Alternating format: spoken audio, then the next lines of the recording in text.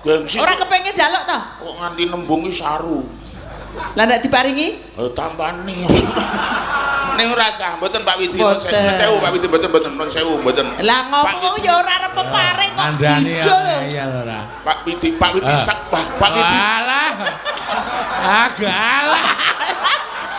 Pak Widi, sampean napa ngoten niku Pak Widi? Mboten sketsa Pak Widi lho. Pak Widi, wah, Pak Widi. Ora sketsa tenan. Ora sketsa tenan. Pak Mesatos Pak Widi.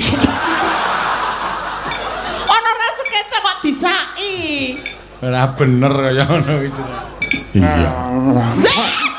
Ora duit kok dimaem lho. Ya kene iki lho taksane tak more mau aja kuwatir. Mula aku mohnane Mbak Waluya iki, Mbak Waluya aja kok dhuwit aku dolan nang montore lampune dipangan kok.